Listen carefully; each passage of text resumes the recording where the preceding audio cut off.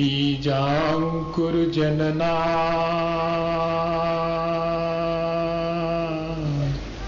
भौबीजांकुरजनना रागाद्याक्षयमुपागता यस्य ब्रह्मा वा विष्णुर्वा हरो जिनो वा नमस्तस्मै। जो विद्यादि सागर सुधी, जो विद्यादि सागर सुधी गुरु के हितैषी, शुद्धात्म में निरत नित्य हितोपदेशी,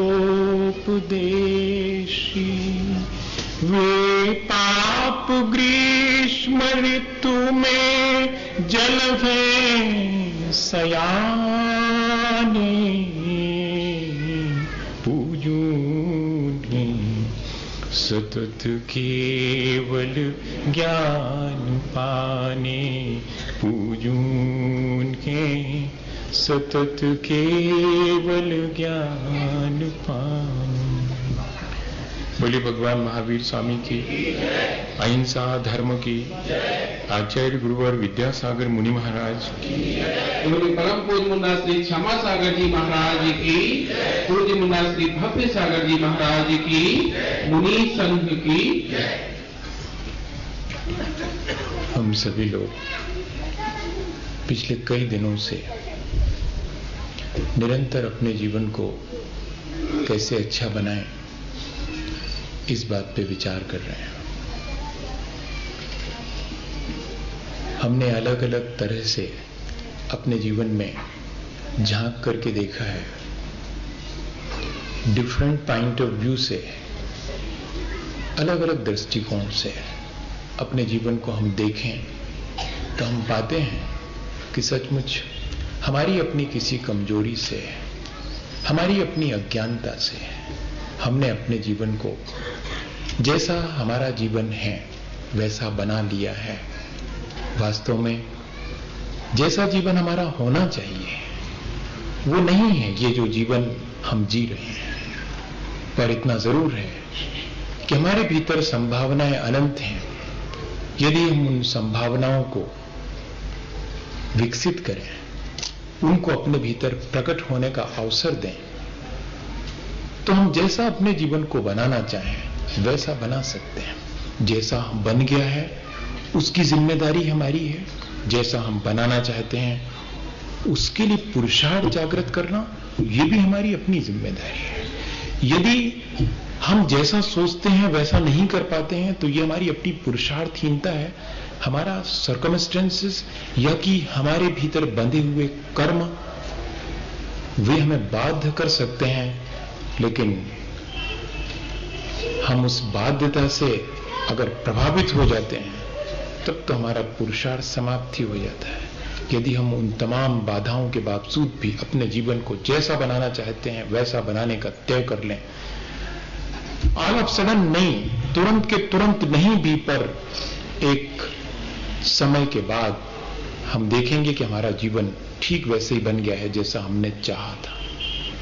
जबकि जब हमने चाहा था तो हमारा जीवन कहीं से नहीं लगता था कि जैसा हम चाह रहे हैं वैसा हो सकता है। जैसे कि एक बट के बीज को कोई हाथ में रख करके ये कल्पना करे कि कितना बड़ा होगा उसका पेड़, इमेजिनेशन करे तो घबरा जाएगा वो कि इतना छोटा सा बीज और इसके भीतर इतना बड़ा बड़का पेड़, क्यों बुद्धू बनाते हो, संभव ही नहीं है। लेकिन जब वही बड़का बीज और जमीन पा लेता है और अपनी जड़ें जमाना शुरू कर देता है, तब आकाश में फैल करके इतना बड़ा हो जाता है कि हम सोच नहीं सकते। ऐसा ही हमारा जीवन है। हम अगर जो है भावनाओं की जमीन पा जाएं और उस जमीन के अंदर से बाहर अपने अज्ञानता की परतों को तोड़ करके और सच्चाई के प्रकाश में आ जाएं, तो कोई वजह नहीं है कि हम अपना विकास न कर पाएं, हम अपना विस्तार न कर पाएं। इन सब चीजों के देखते हुए, और हमने पिछले दिनों ये भी देखा कि जितना कंसंट्रेशन हमारा अपने सर्कमस्टेंस पर है, जितना कंसंट्रेशन हमारा अपने शरीर को लेकर के है, जितना हमारा आग्रह अपने संबंधों को लेकर है, उतना हमारी अपनी चेतना के प्रति नहीं है। जितना हम शरीर की सेवा शुश्रूषा और उसका ध्यान रखते हैं, ठीक भी है, उससे हमारा काम चलता है। शरीर अगर रुग्ण हो तो रुग्ण शरीर से हम अपने जीवन का कल्याण नहीं कर सकते, वो बाधा डालेगा उसमें। इसलिए शरीर का स्वस्थ होना जरूरी है, इसमें तो कोई शक नहीं है। लेकिन शरीर के स्वस्थ होने के बाद भी यदि मैं उस शरीर में आसक्त हो जाऊं, तब तो वो मेरा स्वास्थ्य मेरे अपने कल्याण में कारण नहीं बनेगा, फिर वो मेरे अकल्याण में कारण बनेगा। इसलिए मुझे सावधानी रखनी है शरीर के साथ कि जब मैं शरीर के स्वास्थ्य की चिंता करता हूं तो चिंता वहीं तक ठीक है जब तक कि मेरा शरीर स्वस्थ नहीं हुआ। जैसे ही मेरा शरीर स्वस्थ हो, या जिनका शरीर स्वस्थ है उनके पास इस तरह का कोई विचार आवश्यक नहीं है शरीर को स्वस्थ करने का।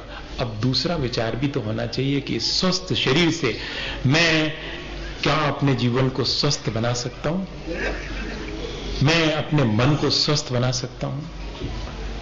कितने सारे हॉस्पिटल खुले हुए हैं, कितने सारे डॉक्टर रोज हम मेट कर रहे हैं, रोज हम बना रहे हैं सारे देश में।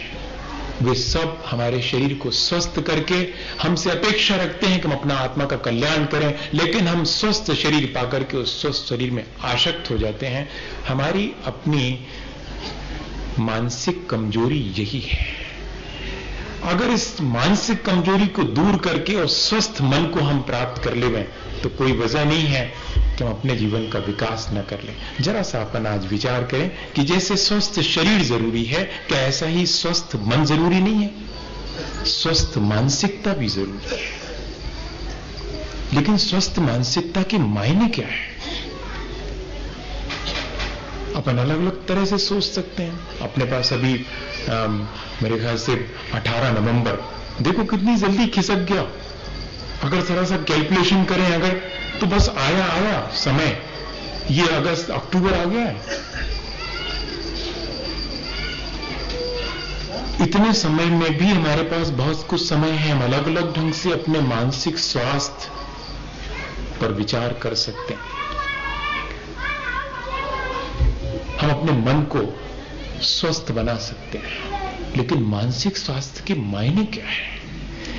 पहली चीज, वो व्यक्ति स्वस्थ है मन से जिसका सुख दूसरे के दुख पर नहीं टिका है, जिसका सुख किसी इंद्रिय सामग्री पर नहीं टिका है, जिसका सुख अपनी ही आत्मा की निर्मलता पर टिका हुआ है, वो व्यक्ति स्वस्थ है, उसका मन स्वस्थ है। और हम लोगों का अगर हम थोड़ा सा विचार करें तो हमारा सारा सुख दूसरे के दुख पर टिका हुआ है। एकदम समझ में ना आएगी बात, भली भी नहीं मालूम पड़ेगी कि ऐसा कहां। लेकिन जरा गौर से देखें, बहुत थोड़े से लोग हैं यहां पर जो दूसरे के दुख से दुखी होते हैं। वे कहीं मिल जाएं तो माथा रख देना उनके चरणों में।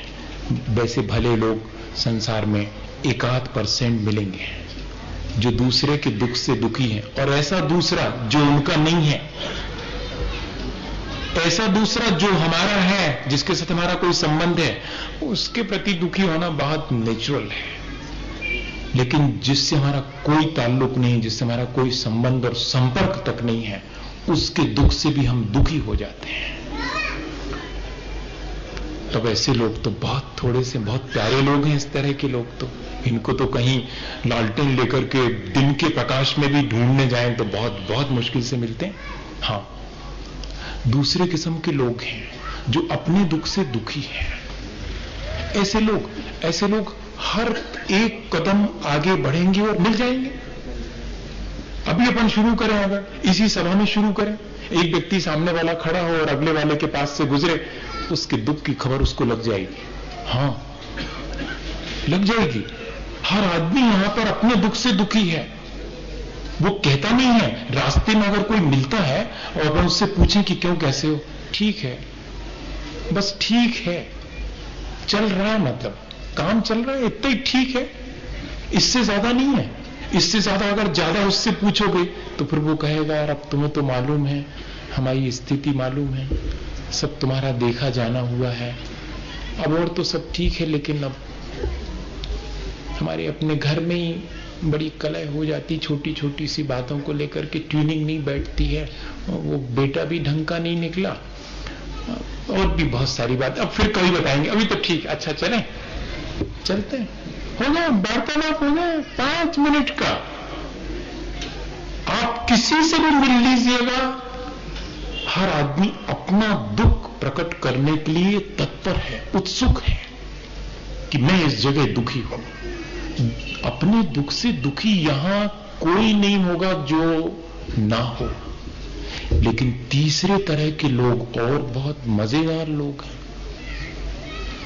ऐसे लोगों की तादाद भी दिनों दिन बढ़ती चली जा रही है, पहले भी हुआ करती थी, ऐसा नहीं है कि आज ही है, ऐसे लोग हमेशा से रहते हैं।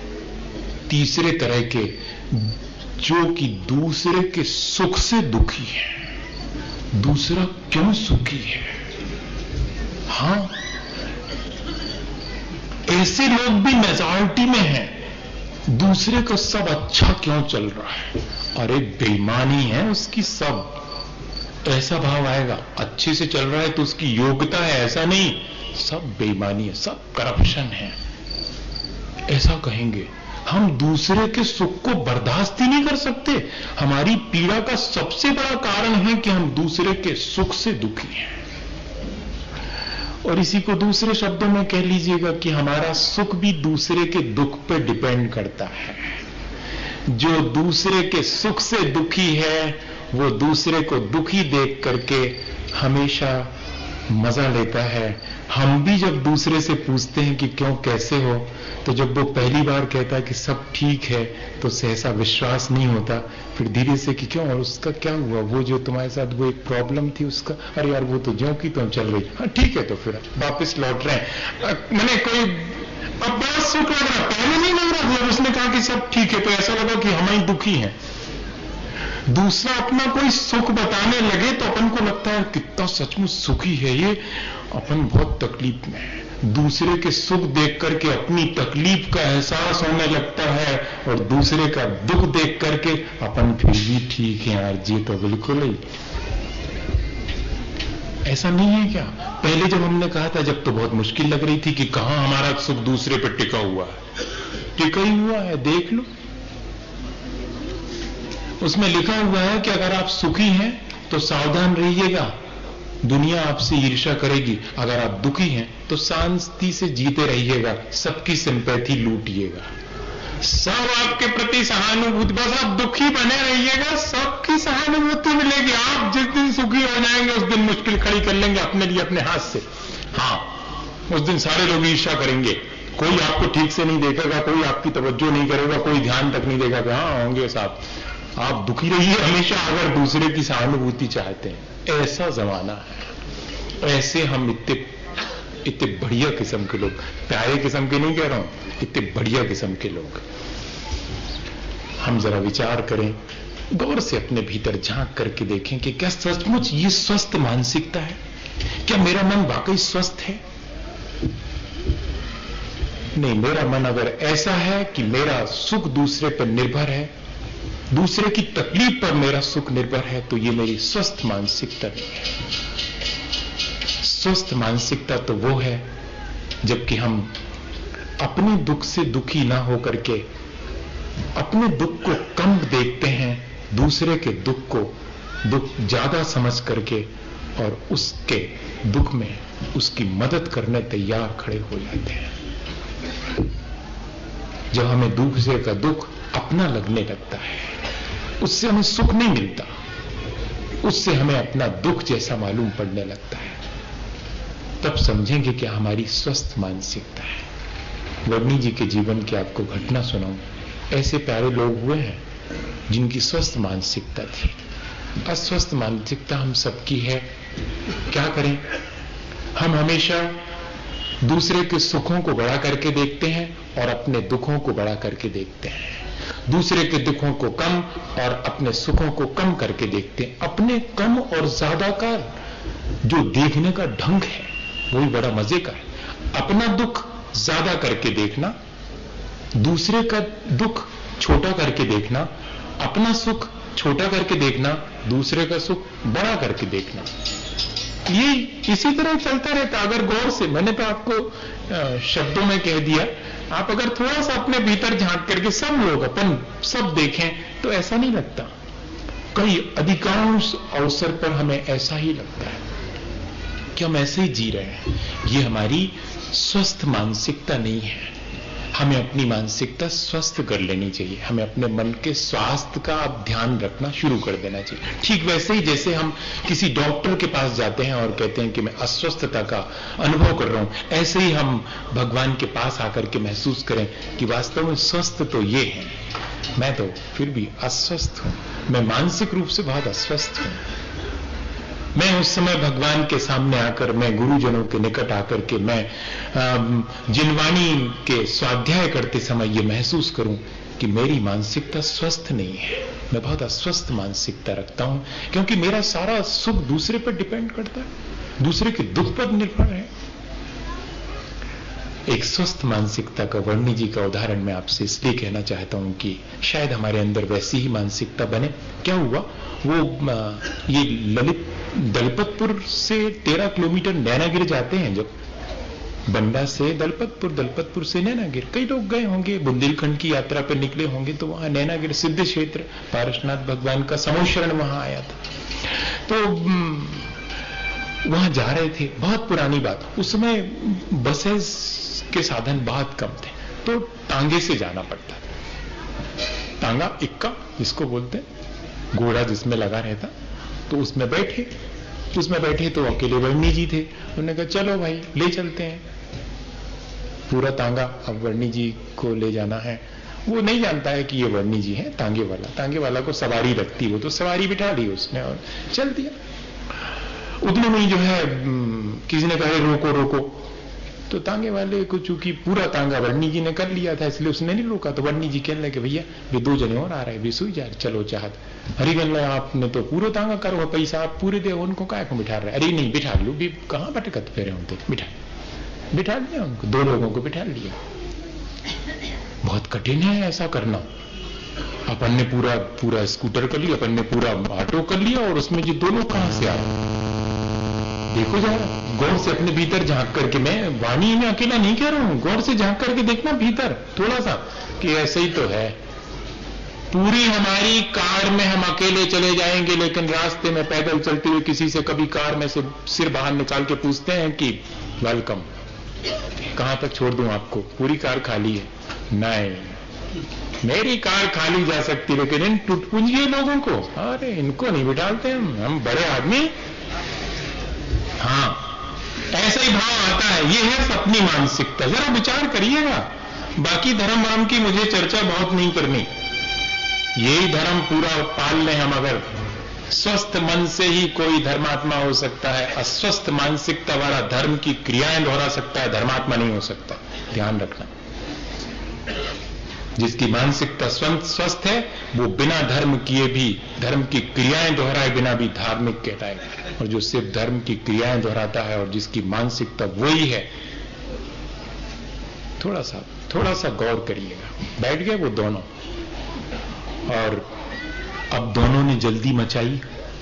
वर्णी जी को तो शांति से बैठे थे, उन दोनों ने कहा तांगे वाले से, देखना उनकी अपनी मानसिकता, जो लोग बैठे हैं, और वर्णी जी की मानसिकता, उनने प्रेम से उनको बिठा लिया, लेकिन अब वे समझ रहे हैं कि जैसे ही हम तांगे के मालिक हैं।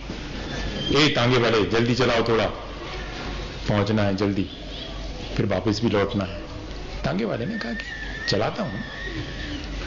वो अपने हिसाब से चला रहा है, पशु को तकलीफ ना पहुंचे, उसकी मानसिकता है। वो प्रेम से ए बेटे चलो। तांगे वाले अपने घोड़े को कह रहा है, ए बेटे हाँ चलो, ऊंचा नीचा रास्ता है, कोई रोड तो बनी नहीं थी, धूल धक्कड़ है बहुत, बचा करके धूल में से ले जा रहा। क्यों? अब अचानक क्या हुआ कि एक बहुत धूल भरा रास्ता आ गया थोड़ी दूर का, तो उस तांगे वाले ने बाजू में से कट करके तेजी से तांगा निकाला। तो वो दोनों कहते हैं कि जब हम कह रहे थे तब तुम तांगा धीरे धीरे चला रहे थे और अब जो है जल्दी चला रहे हो, क्या कारण है? क्या हुआ था इसके पहले जब वे दोनों लोग नहीं आए थे, जब अकेले वर्णी जी थे? तब मालूम 4 पैसे तो देंगे ही तांगे के, लेकिन वर्णी जी 4 पेड़े रखे थे अपने पास। पीड़ा काहे के? मावा के रखे थे 4। अब उनको ख्याल आ गया कि अपन 2 पेड़ा तो एक हो दे भी हो कभी पेड़ा मिलत हैं, अपन तो जाके अपने दुखे हैं, फिर बाद में होते पहुंचे भूल गए, अब हीं दे दो। सोन ने 4 पैसे तो दिए ही और उस तांगे वाले को, देखो भैया तुम तो अच्छे से ले चलियो, हमारे तो जो धरे हैं सोते हम तो हाथ मुंह धो के फिर के हैं, तुम तो खा चलो और चले चलो अच्छे से। सो उनको 2 पेड़े दिए थे उसे वर्णी जी ने। अपन किसी के ऑटो रिक्शे में बैठते हैं और अगर वो ये कहे कि साहब एक चाय पी लूं, पैसे पूरे लिए हैं, हमारे समय पर पहुंचना चाहिए, यही ना। लेकिन वर्णी जी कह रहे हैं कि तुम तो आराम से खाते हुए चलो, दिन भर हो गई हुए, तुम्हें थक गए हुई हो और खा लो। अब जब वो लोग कहते हैं कि तुम इधर से इतने टर्न करके ले गए और तेजी से निकाला जो हमने कहा था जब नहीं ले गए थे, तो मालूम उस तांगे वाले ने क्या कहा कि वो जो बाबूजी, वर्णी जी को बाबूजी कह रहा है वो, कि वो जो बाबूजी बैठे हैं उनको धूल में तकलीफ होती है, इसलिए हम यहां इस रास्ते से जल्दी से निकाल के ले आए। अरे आप इनका इतना ध्यान रख रहे हैं, क्या हमने पैसे नहीं दिए हैं? कहते पैसा तो तुमने भी दे हैं, वो दे हो मनो 2 पीड़ा उनने दे हैं, वे तुमने नहीं दे। इसको क्या कहेंगे? मुझे तो एक उदाहरण आपको सुनाया। यह है स्वस्थ मानसिकता, जो दूसरे की भी मानसिकता को बदल देती है, दूसरे की मानसिकता को भी स्वस्थ कर देती है। और हम अगर अस्वस्थ मानसिकता से ग्रस्त हैं तो दूसरा भी उसी मानसिकता को अपने जीवन में आपके सामने प्रकट करेगा। Universe is a mirror in which I see what I am.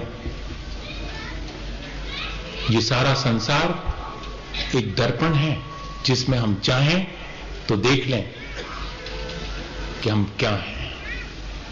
जैसे हम होते हैं वैसा सारा संसार दिखता है। अगर हमारी स्वस्थ मानसिकता है तो सारे संसार में स्वस्थ मानसिकता के लोग दिखेंगे, और हमारे भीतर अगर अस्वस्थ मानसिकता है तो सब वैसे ही दिखाई पड़ेगा। देख लो, व्यवहार ही वैसा होता है। तो हमने पहली चीज ये सीख ली कि अपनी मानसिकता स्वस्थ बनाने के लिए हमें हमेशा दूसरे का ख्याल रखना चाहिए। उसका भी सुख दुख होता है, और सुख तो अपनी अपनी जगह सब जी लेते हैं, लेकिन किसी के दुख में खड़े हो जाना, उसके साथ किसी के दुख को महसूस कर लेना, ये हमारे भीतर मानसिकता बननी चाहिए। और दूसरी चीज वो स्वस्थ मानसिकता है जो जल्दी से एडजस्ट कर लेती। जितने जल्दी हम परिस्थितियों से समायोजन कर लेंगे उतनी हमारी स्वस्थ मानसिकता कहलाएगी।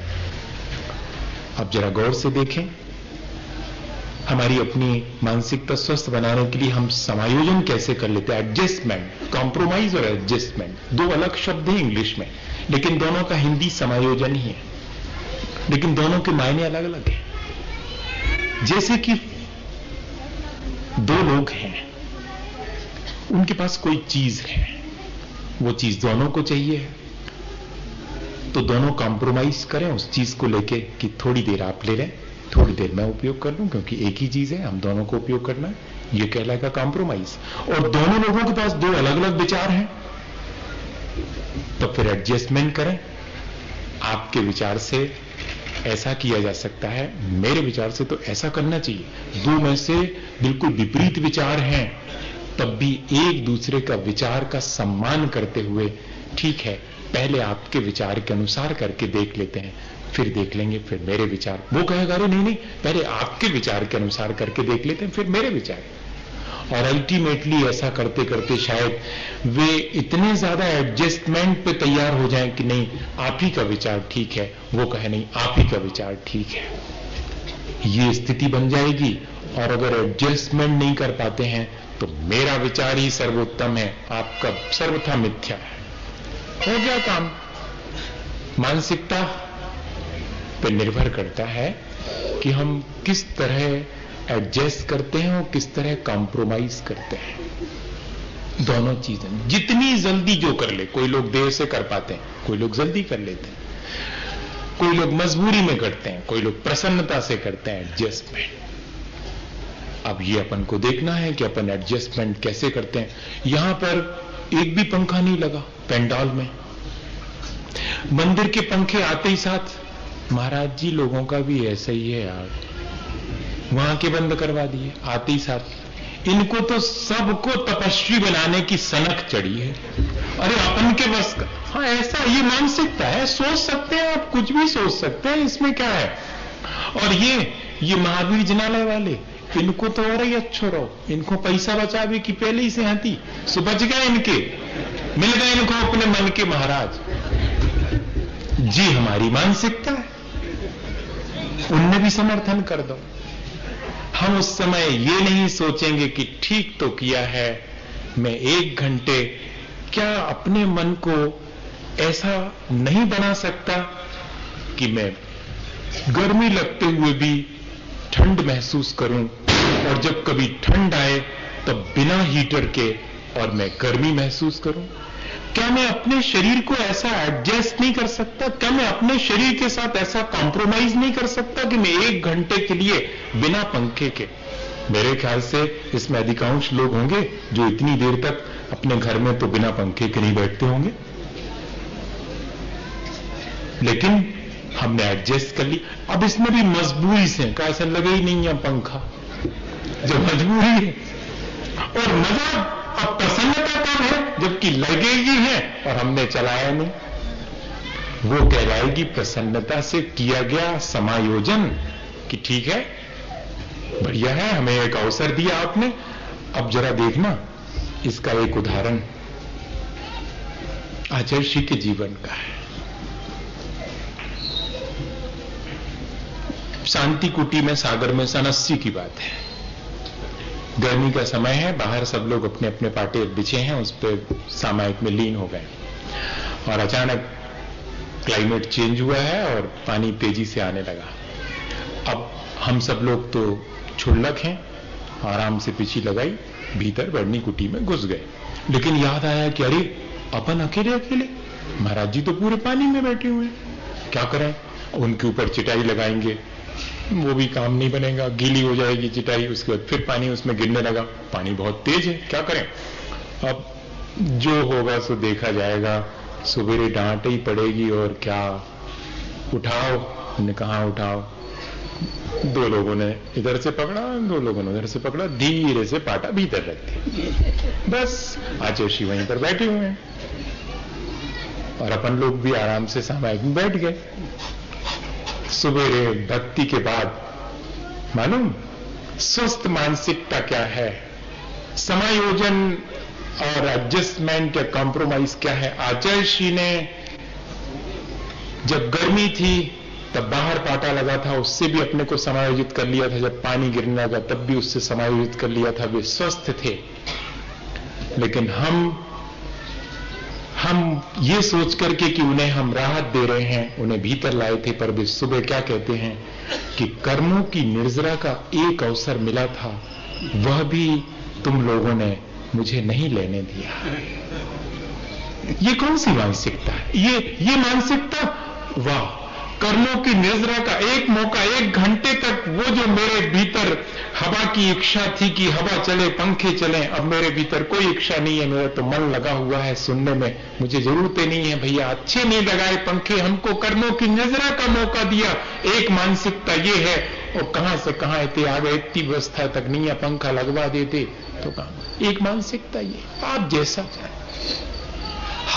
मैंने तो एक उदाहरण दिया, हर स्थिति में जो जितने जल्दी अपने को समायोजित कर ले, जो जितने जल्दी अपने वातावरण से अपने को एडजस्ट कर ले, उसके साथ कॉम्प्रोमाइज कर ले, उसी की मानसिकता स्वस्थ है। ये कहलाता है पॉजिटिव अप्रोच, इसी को कहते हैं। हमारा सोच का ढंग,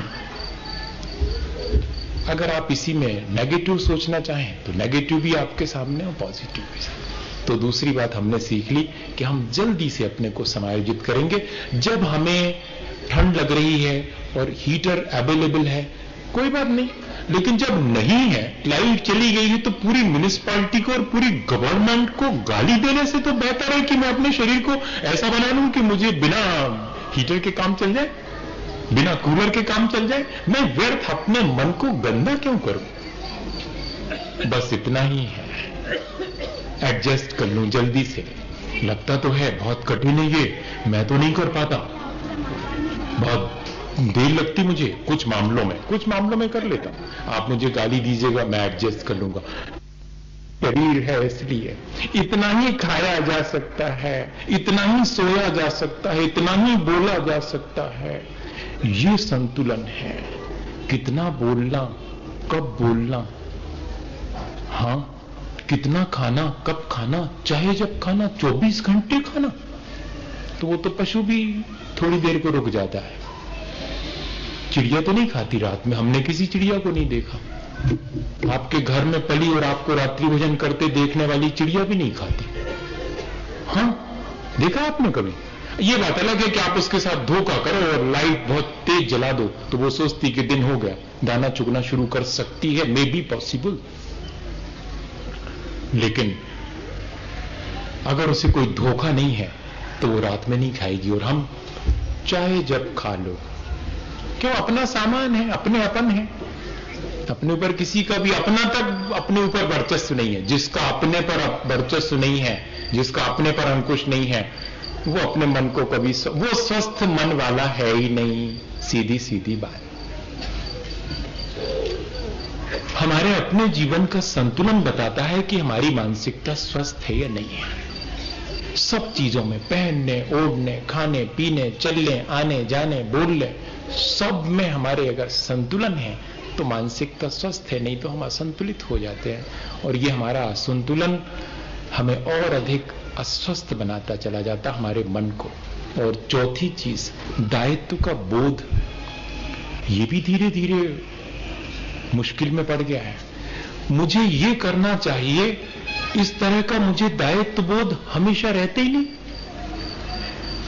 कैसे? मैं मां हूं तो मेरा दायित्व क्या है, इसका बोध मुझे 24 घंटे बना रहना चाहिए, सोते समय भी, खाना बनाते समय भी, और बेटे के साथ या कि अपने फैमिली मेंबर्स के साथ बात करते समय भी। मैं मां हूं तो मेरा दायित्व है कि मेरे ऊपर सारे परिवार की जिम्मेदारी है, कम से कम मेरे बेटे की तो है ही, उसे पाल पोस के बहुत बड़ा करना है मुझे। इस दायित्व को मैं कभी भूलूं नहीं। हां, और दुनिया के सारे कामों के बीच, और अगर मैं साधु हूं, अगर मैं कोई ऑफिसर हूं, अगर मैं और कुछ हूं, तब भी सबके साथ यही घटित होगा। सबको अपने दायित्व का बोध रहे।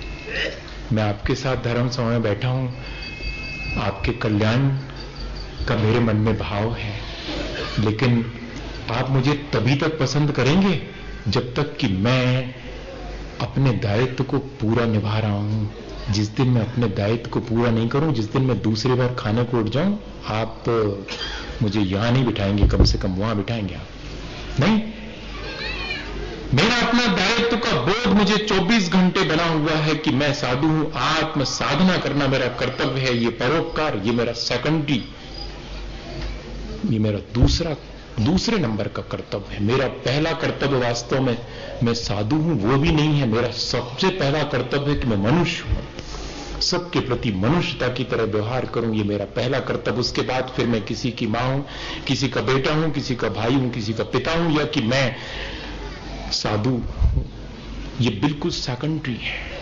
मैं मनुष्य हूं, सबसे पहला दायित्व है। मनुष्य की हैसियत से मैं जन्मा हूं तो मनुष्यता मेरे भीतर होनी चाहिए, और फिर उस मनुष्यता में भी मैं अगर साधु हूं तो फिर मेरी उस मनुष्यता का भी डेवलपमेंट हुआ है भगवान की तरफ बढ़ने के लिए। तब उस मनुष्यता भी इससे भी आगे का दायित्व है। अगर मैं मनुष्य हूं और उसमें मां हूं अगर, तो मेरे अपने फैमिली मेंबर्स, उनका दायित्व है। इस तरह मैं बेटा हूं तो मेरा मां के प्रति और पिता के प्रति क्या दायित्व है, मुझे ये दायित्व का बोध हमेशा बना रहे। ये मेरी स्वस्थ मानसिकता कहलाएगी। भैया तुम्हें ऐसा कर लेना चाहिए, कहा हम ही करते रहे, हमारे बस को नहीं, तुम्हारे सब करो, हम ही खिलाने हैं सब, ऐसा बहुत जल्दी कह देते हैं।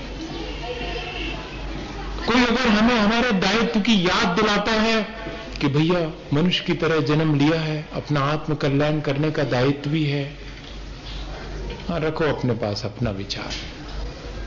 आज अगर किसी से ये कहा जाए कि अपने आत्म कल्याण का दायित्व भी है, तो वो कहता है वो तो मुझे मालूम है, वो तो मैं कर ही रहा हूं, और बाहर में ऐसे काम कर रहा है जिससे कि प्रकट हो रहा है कि अपने आत्म दायित्व को भूल करके ही ये काम किए जा सकते हैं।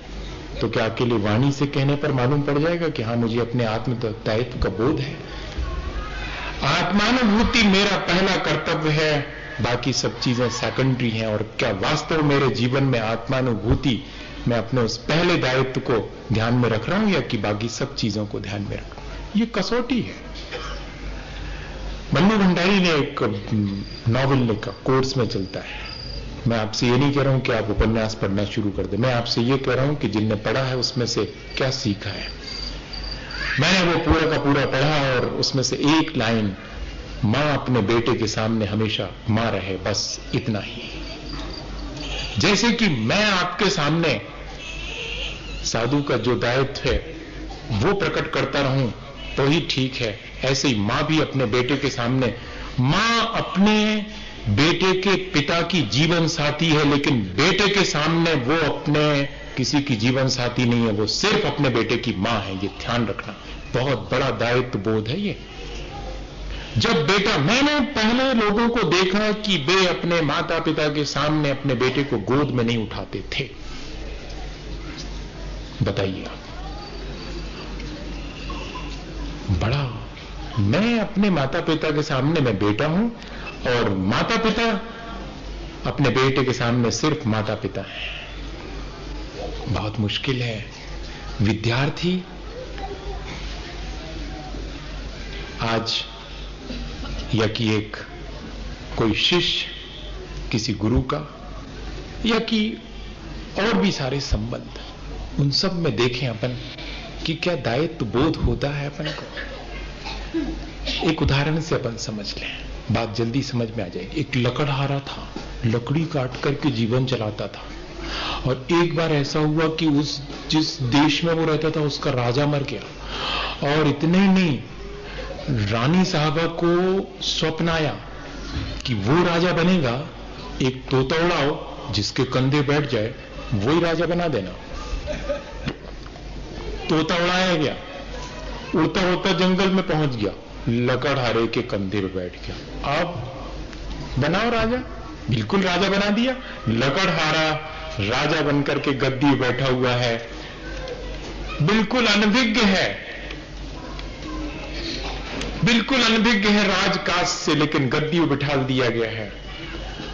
और जैसे ही पूरी कार्यवाही समाप्त होती है, राजा कुर्सी से उठ करके नीचे उतरने लगता है, तो ऐसे हाथ आगे बढ़ाता है कि मुझे संभाल लो।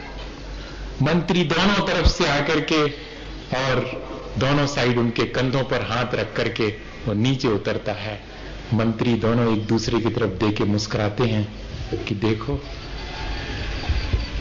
आप समझ गए होंगे। और जब उनके मन में ये भाव आया, उसके पहले लकड़हारे ने कह दिया कि मंत्री जी क्या सोच रहे हैं आप? यही सोच रहे हैं कि कल तक ये लकड़ी काटता था और वो लकड़ी का बोझा अपने सिर पे उठा लेता था, इतनी ताकत थी, और आज इस गद्दी पे बैठते ही साथ और अपना बोझ भी नहीं उठा पा रहा, नीचे उतरने में दो मंत्रियों के कंधे पर हाथ रख रहा है। ये तो बिल्कुल बदल गया। यही सोच रहे हैं ना आप? मंत्रियों ने कहा कि हां यही सोच रहे हैं। मंत्री जी, मैं राजकाज में अनभिज्ञ मैं कुछ नहीं जानता हूं, ये राज और मैं स्वयं आप दोनों के कंधों पर ही है ये मेरा सारा का सारा राज, क्योंकि मैं बिल्कुल अनभग हूं, इसलिए मुझे आपके अभी सहारे की जरूरत है। ये दायित्व बोध कहां से आ गया? और मैं राजा हूं, इसलिए दूसरी चीज भी मेरे अंदर है कि राजा को तो ऐसे ही पेश आना चाहिए अपने आसपास के लोगों से। राजा बलवान होता है लेकिन अंग रक्षक उसके, इंद्र इतना बलवान है कि डमरू के समान पूरे तीनों लोगों को पलटने की सामर्थ्य रखता, फिर भी उसके बॉडीगार्ड, फिर भी दो अंग रक्षक। जब खड़े हो तो उसको खड़े करवाने के लिए चाहिए, जब आगे बढ़े तो उसको संभालने के लिए चाहिए। ये क्या है? ये उस इंद्रत्व का बोध है, ये उस राजा पने के दायित्व का बोध है। इसको कहते हैं दायित्व बोध। क्या ऐसा हमारे भीतर दायित्व बोध होता है कि मैं मनुष्य हूं? बताइए, मेरे द्वारा किसी को क्षति ना पहुंचे, मैं चलता हूं क्या इस तरह से? मैं उठता बैठता हूं इस तरह से, मैं बात करता हूं इस तरह से? बहुत कठिन है इस दायित्व बोध का हमेशा बने रहना। और 5वें नंबर कर्तव्य बोध, दोनों में बहुत फर्क है। दायित्व और कर्तव्य में बहुत फर्क है। दायित्व बोध निरंतर बना रहता है, लेकिन उस दायित्व बोध की पूर्ति के लिए जिस समय जो करना आवश्यक है वो किया जाए, उसको कहते कर्तव्य। जैसे मैं विद्यार्थी हूं, मेरा दायित्व है कि मैं अध्ययन करूं, लेकिन मेरा कर्तव्य है कि जब अध्ययन कराया जाता है उस समय गुरुजी के चरणों में जाके बैठूं। मैं विद्यार्थी हूं, मेरा दायित्व है विद्या पढ़ने का, लेकिन मैं जाऊंगा स्कूल 12 बजे खाना वाना खा करके। स्कूल तो 11 बजे से लगती है। आप अपना कर्तव्य भूल रहे हैं। 11 बजे आपको स्कूल जाना चाहिए। भले ही आपको दायित्व है, पढ़ने का दायित्व बोध तो है, लेकिन आपको कर्तव्य बोध नहीं है। हां, ये कहलाता कर्तव्य बोध। किस समय क्या करना है मुझे, ये हमेशा मुझे बना रहे। स्वस्थ मानसिकता जिसकी है उसको ये सारी चीजें बहुत आसान है भैया, और नहीं तो सिखाए पढ़ाए से ये चीजें आती नहीं है। हमारे अपने अंतरंग में हमें ये अनुभूति होती रहे और हम उस अनुभूति के अनुरूप मेरा किस समय क्या करने योग्य कार्य है वो करूं, वही मेरा कर्तव्य है। दायित्व के साथ साथ कर्तव्य। विद्यार्थी हूं, पढ़ना मेरा दायित्व है, लेकिन जिस समय स्कूल लगती है उस समय मुझे पहुंचना ये मेरा दायित्व, ये मेरा कर्तव्य है। मुझे खाना खाना है, इसका तो मुझे बोध रहता है, लेकिन माँ कितने बजे मुझे खाने पर बुलाएगी उतने बजे मुझे पहुंचना चाहिए। ऐसा नहीं कि मुझे खाना तो है, खाने का बोध तो बना है, लेकिन मैं 2 बजे खाऊंगा। अरे अब माँ के लिए तो 10 बजे बना के रखा है, उसने 2 बजे कहां से खाएंगे? शाम को खाना चाहिए।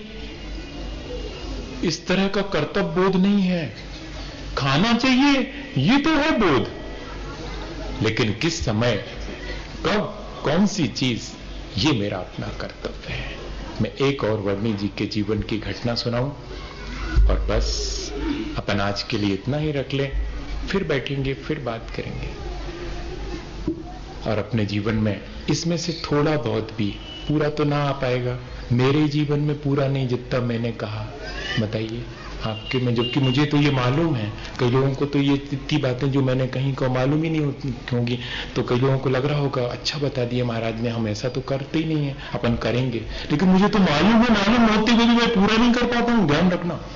हाँ, मतलब मैं ये कह रहा हूं कि ये इतना आसान नहीं है, इसलिए कह रहा हूं बहुत कठिन है, पर अपन को करना। बस अपने अंदर एक ही चीज है कि अपने को करना है। नहीं है ये फील होना, ये भी तो बहुत छोटी चीज नहीं है। नहीं तो अपन तो अपने को बिल्कुल परफेक्ट मानने वाले लोग हैं, 100%। मैं तो बिल्कुल परफेक्ट हूं, ऐसे किसी मुगालते में तो अपन नहीं रहते ना, हम किसी को इस तरह का मुगालता पालने की सलाह देते हैं। अपनी मौजूदा स्थिति क्या है उसका हमेशा आकलन करते रहना चाहिए, और हमेशा उससे आगे बढ़ने के लिए जहां से जो मिल जाए उसको लालायित होकर के और स्वीकार करके, और अगर मालूम पड़ जाए तब भी रोज रोज कि हाँ मुझे इसमें और इजाफा करना है, इसमें मुझे और बढ़ाना है, बस इतना ही पर्याप्त। एकदम तो नहीं आएगा, पर थोड़ी थोड़ी सी बातें इसमें से जरूर अपन स्वीकार कर ग्रहण करेंगे। वर्णी जी के जीवन की एक और मैं आपको घटना सुनाऊं। वो पढ़ाते थे, जब वो महाराज नहीं बने थे शुल्लक जी नहीं बने थे, तब उसके पहले की बात है। तो वो पढ़ाते भी थे और पढ़ते भी थे, हाँ दोनों चीजें थी। तो उनके गुरुजी थे, झा साहब थे, कौन थे अब पूरा नाम हमें याद नहीं, नाम भूल जाते हम, गांव भूल जाते हम। इसका मतलब ये नहीं है कि यहाँ के लोगों के नाम और हम यहाँ शिवपुरी भूल जाएंगे, आप क्या समझ रहे थे? इतना तो याद रहता है हमको, यहाँ जो अच्छी अच्छी बातें हुई वे भी याद रहेंगी, लेकिन अब बहुत पुरानी पुरानी बातें कहाँ एकदम याद रहती। जो भी नाम रहा हो आप सुधार लेना उसको, मैं इसलिए कह रहा हूँ अगर गलती बोल जाऊं तो। वो उनके साथ में शाम को सब लोग जाते थे, पढ़ाई वढ़ाई पूरी हो गई, अब सब बच्चे स्कूल के, जैसे यहाँ पर आए हैं बच्चे स्कूल के, ब्रह्मचारी जी जैसे लेकर के आए सब बच्चों को, ऐसे ही उनके गुरुजी उन सबको लेकर के जाते थे शाम को। वहीं थोड़ा टहलेंगे और वहीं पर शाम को कुल्ला उल्ला करके थोड़ा फ्रेश होके और वापस आ जाते। कुआं पड़ता था वहां पर बीच में, तो सबने उस दिन पहुंचे तो कुएं पर सबने बढ़िया से जो भी फ्रेश होना था वो हुए और प्रार्थना वार्थना करना थी वो भी वहीं पर करी। वापस लौटने लगे तो उतने में देखते हैं सामने से कि एक बूढ़ी अम्मा अपने सिर पर गट्ठा रखे हुए लकड़ी का चली आ रही है, और बस देखते देखते और वो एकदम चीख पड़ी और गट्ठा नीचे गिर गया, वो खुद भी बैठ गई और पैर पकड़ लिया, अरे बहुत जोर से लग गया, क्या लगा अम्मा, सबने उसको घेर लिया, अम्मा को कांटा लग गया, लाओ हम निकाल दे। अरे नहीं भैया तुम्हारा धर्म बिगड़ जाए, हम कौन ऊंची जात के हैं। हाँ उस अम्मा ने कहा कि नहीं भैया हमें नहीं छीलियो, तुम पंडित आदमी तुम हो रहे सब, देखो सफेद कपड़ा पहने, तिलक लगाए हों और चोटी रखे हों, आप पंडित लोग हमें नहीं छूना, हम तो बहुत उस छूने लायक नहीं है, हम निकाल लेंगे। हम उसने खींचा वो कांटा, बहुत आगे भीतर घुस गया था। अब देखो अपने हाथ से अपनों कांटा निकाल, वो बहुत कठिन है, दर्द होता है, डॉक्टर खींच दे पकड़ करके, नहीं निकला और खून तो निकलना शुरू हो गया। वंडी जी से रहा नहीं गया, कहते अम्मा हम तो निकालेंगे, आप हमें मना नहीं करो। अरे नहीं भैया तुम्हारा धर्म भ्रष्ट हो जाएगा। पहले ऐसा बहुत चलता था, बड़ा लोगों के अंदर इस तरह की, माने आदमी के साथ कैसा व्यवहार कर सकता है ये विचार करने की चीज। हाँ पशुवत व्यवहार कर सकता है। एक समय से हम उस समय से भी गुजरे हैं और आज भी देख रहे हैं अपन वही सारी चीजें। तो वर्णी जी ने कहा अच्छा हमसे नहीं छुआओ, लेकिन भैया संसी तो ले आओ, संसी से निकाल देंगे। संसी समझते वो निकालने की, चमीटी वगैरह समझ लो आप जो भी है। तो वो लाए वो और उससे पकड़ करके उसको निकाला। जैसे ही निकाला तो खून की धारा बह गई। अब नहीं रहा गया वर्णी जी से, आंख भीग गई उनकी और अपना जो दुपट्टा ओढ़े थे सो उसको फाड़ा और कहते कि अब तुम मना करो चाहे कुछ भी करो, दबा करके हाथ से पट्टी बांध दी। और इतने ही नहीं, अब उस अम्मा की कोई बात नहीं सुनेंगे। अम्मा सिर्फ ये बताओ कहां रहती हो। भैया हमारा घर तो बहुत दूर है, अम्मा हम चलेंगे, तुम आगे आगे चलो।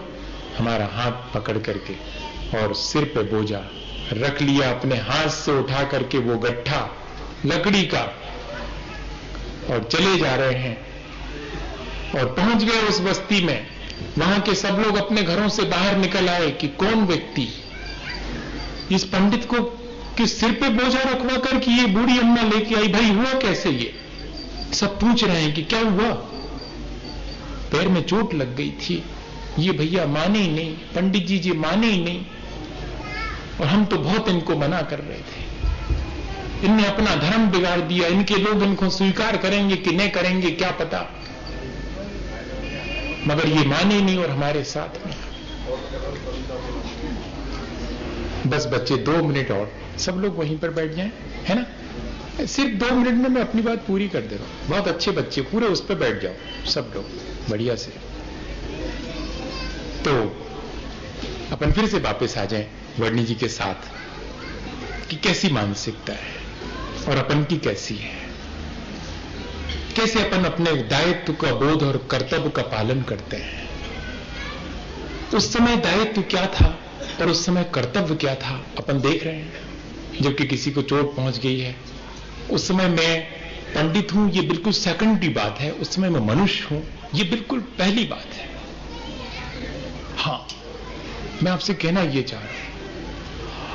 और उस समय दया, करुणा, मैत्री सब मेरे अंदर, सब चीजों का दायित्व बोध है, लेकिन उस दया, करुणा और मैत्री का मैनिफेस्टेशन, उसका विस्तार, उसका प्रैक्टिकल अप्रोच मेरा कर्तव्य है। मेरे अंदर दया तो है, लेकिन अब उस दया को मैं अपने कर्तव्य का पालन करूं, तब तो वो कहलाएगा कि मेरे भीतर दायित्व बोध है। और वर्णी जी ने वही किया। और सब लोगों ने जब ये बात सुनी तो हाथ जोड़ के खड़े हैं, कोई तो दंडवत हो गए। हमने सुना था कि देवता होते हैं, आज हमने अपनी आंखों से जो है देवता के दर्शन किए। और ऐसा सबने जहां कहा तो वर्णी जी सिर नीचे झुकाए हैं, आंखों से आंसू की धारा बह रही। ए भैया, हम देवता नहीं, हम तो आपके जैसे मनुष्य हैं। हमने तो बहुत मुश्किल से जो जैन धर्म पाओ उसमें दया धर्म है, सो हमने तो अपने दायित्व और कर्तव्य का पालन किया है। हम फरिश्ता और देवता नहीं। वर्णी जी हाथ जोड़ करके, उन सबके हाथ जोड़ करके ये कह रहे कि हमने तो बहुत मुश्किल से जैन धर्म पाया, और उसमें जो दया है वो हमारा दायित्व है, वो हमारा कर्तव्य, हमने तो वो पालन किया। हम कहां से देवता बन गए? अबे तो हम मनुष्य ही नहीं। भैया, हमें आपसे भी और हम सब से, हमें अपने आप से भी हमें यही अपेक्षा है कि हमें अगर दायित्व का बोध नहीं हो तो हमें दायित्व का बोध हो जाए, और अगर दायित्व का बोध है तो हम अपने कर्तव्य को ठीक ठीक निर्वाह कर सकें, तो ही हमारी मानसिकता स्वस्थ कहलाएगी। नहीं तो भैया ऐसी बातें तो सबके पास में हैं, लेकिन इन बातों में से और हमारे अपने जीवन में जितनी उतर जावे वे सच्ची हैं, वे हमारे काम की हैं। ये सारी बातें जो हमें आचार्य भगवंतों ने हम पे उपकार करके, कृपा करके हमें दी हैं, और हम अपने जीवन में उनको उतार सकें और अपने मन को बहुत स्वस्थ बना सकें। इसी भावना के साथ अपन सब मिलकर के नमोकार करेंगे।